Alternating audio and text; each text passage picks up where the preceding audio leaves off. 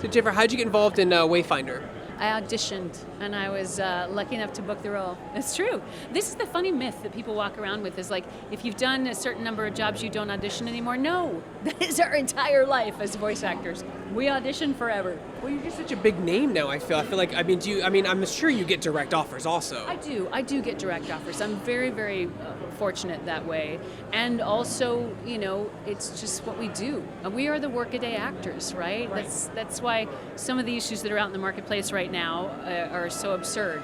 The way we're being painted in the strikes and whatnot is just absurd. It's like telling the Amazon employees, you're too privileged. Not that but yeah, we are the Amazon employees. We are the workaday of the industry. That's my next question. Like, what do you think is the biggest misconception from an outsider looking at your career?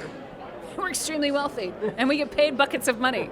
No. I remember one of my first games, I got paid scale at the time, which was around $600, which was incredible. And here's the thing about that $600. We're not just paid for that 4 hours we're in the room. They're like, $600 for 4 hours? That's insane. Yeah, okay, hold on. Right. You have to add in all the time that we're in training constantly, even now, after decades. We're in training all the time to stay on top of it. And we audition hours and hours and hours and hours and hours every week to be able to win just the few jobs that we get. So you take that 600 and you divide it over those hours, and you're like, I don't want to know what that hourly wage is because it's way less than I wanted it to be. So that game I made $1,200, and the game made $176 million. Yeah, it's outrageous. Some of that stuff is outrageous. Well, and you would think if that was an on-camera job, my pay rate for the next job would have been through the roof. Yep. No, it was $600. But that's the way that's one of the big misconceptions. That's why I bring it up, because people don't realize that's the reality of how it works, and we choose it. Like, we are not victims, we're not whining, but don't misrepresent us, because this is how it actually works. People are valued and should be paid what you're worth. There's a concept. And that goes for everybody. Well, I look around right now, and I look at, I was just talking about this a few weeks ago when I look at the writers' strike, right? In the 1960s, the average CEO's salary was 20 times employee wages. In the 80s, it was, I believe, around 40-some times employee wages. Guess what it is now? Guess what that multiple is now? Like 200% or something like that? 399%. For every dollar those of us just working the job make, the CEO makes $399. But I believe in rewarding talent. Right. I don't believe in egregious grabbing of cash at the expense of other human beings who can't make a living. When you're not giving people benefits, when you're not paying a living wage, when you're squeezing people, like, something happened in the 80s that broke us.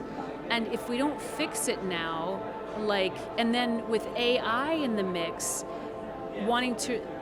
they're angry they can't replace us with machine learning. Guys, this is Skynet. It's here. No, I'm not kidding. No, I know. This is, we're laughing, right? Because it's uncomfortable. It's absolutely ridiculous. It's happening. But it's here.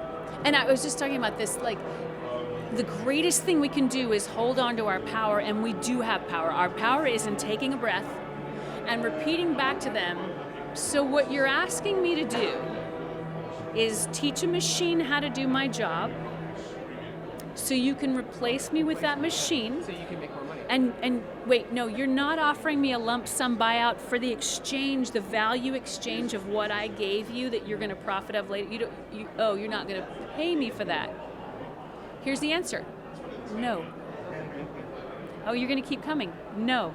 Oh, you're going to call your lawyers? No.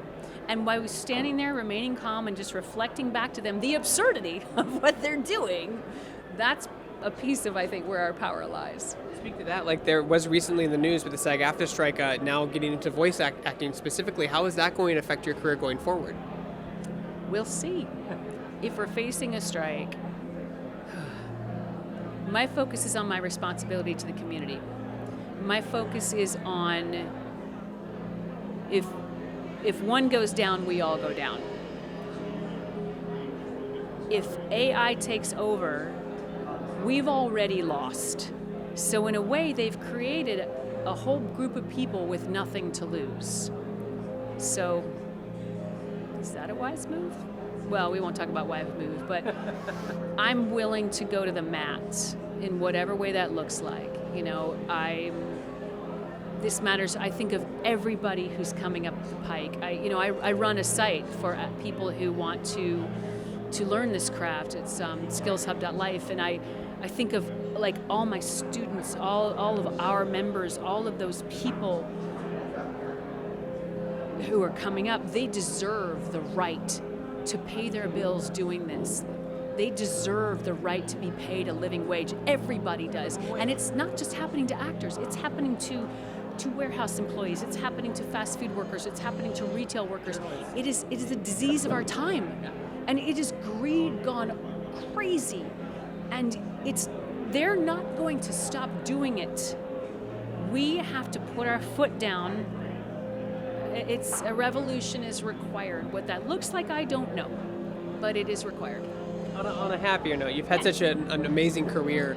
Can you look back at that? What was like the pivot? Because the goalpost is always moving, even when you've hit it, right? It's always moving. What was that point, that overturn point, where you're like, you feel like you've made it? You know? Oh my gosh! You know, the crazy thing about this career in this industry is it's Groundhog Day, right? I live in a place of incredible gratitude for what I've been able to do. Like, I love it, and the people that I've been able to work with, and my peers who are so ridiculously inspiring. There's never a point where I feel like I've made it, but there has been a point where I feel proud of what I've done. And that, I guess that's the ultimate goal. Voice actors, you guys just have so much anonymity, walk around, teasing and stuff like that. And now you're getting recognized on the street and in public and stuff like that. Like, has that ever happened to you? Have you been, like, when you go shopping and people go, oh my God, Jennifer Hale, thank you. I can count on one hand. It's so funny. I had like foot surgery last year, and I had to go buy like certain kind of tennis shoes. And I am the grubbiest of the grub. I'm hobbling in, like, I can't really put weight on I'm not allowed to put weight on my foot. And I'm like trying to be so careful. And I'm just grossed out. And my sister had to drive me because I'm not allowed to drive yet. And I'm like, I'm like the troll. And I go in there and I'm trying on my shoe. And I go to my sister. I'm not allowed to get up and walk. My sister takes my credit card to the register. And the guy goes, Jennifer Hale. And I was like, oh no! Oh, no, look at me. But this is the thing I love so much, though, is like the people who love this work they're really like incredible people. Like, this is such an intelligent, heart-centered, cool, community-minded group of people to be in, like all of them. There's thousands and hundreds of thousands of them, and it's incredible. Yeah, I love it. I mean, I absolutely love it. This is the best. I do get, what I get a lot is people will hear me talk and they'll go, where did you go to school? Do I know you? Because people discount like the role of sound in their world, right? Because in addition to games and cartoons and stuff, I've done like crap tons of commercials, so it's like somebody knows me from somewhere, but I'm thank God that it's anonymous, because I couldn't go to the grocery store, right? And I'd hate that. You want to get dogpiled. Yeah, and I'm a person who likes to disappear into the world, and just not, just kind of be quiet. Yeah. You have such a great range. Have you ever used that to like mess with people while ordering a pizza or on hold with an operator or something like that? Have you ever messed with people like that? You know what I do when I get what I think is a spam call? I'll just pick a voice that's not my voice. Hello? Pretending it's not me. She's not here. Who is this? Who? Hello? I don't know who that is. Like, just do that thing on them. It's fun. So my last question is, like, what's next for you? Like, what can we look forward to hearing from you in the future? Oh my God. You can talk about. Right, that's the key. Well, there's NDA, and there's NDA, and then there's NDA. Oh my God, there's exclusives for Shacknews? Oh no! It would help us out a lot. Wayfinder. Oh my goodness, I don't know. Just a lot of stuff. You're working on a lot of stuff. I am fortunate to be busy. Yeah, very, very fortunate to be busy. What's next is doing everything I can to open doors for everybody who's coming down this road. And not just open doors, but like to provide peace and well-being. Because there's all these myths about what it's supposed to look like, how you're successful you're supposed to be, and all that FOMO, like they're working and I'm not. And it is so bad for our well-being and our mental health. And I want to normalize the ups and the downs and the in-betweens and because we celebrate like these shiny dots, like tonight, we celebrate that stuff, but the true joy is in is the deep, deep, deep, much more prevalent joy is in the in-betweens. That matters. I've heard the phrase, they told me, hold the door open. That's the whole, yeah. I like kick the door down. Breaking barriers. That's what I do. That's my jam. Yeah.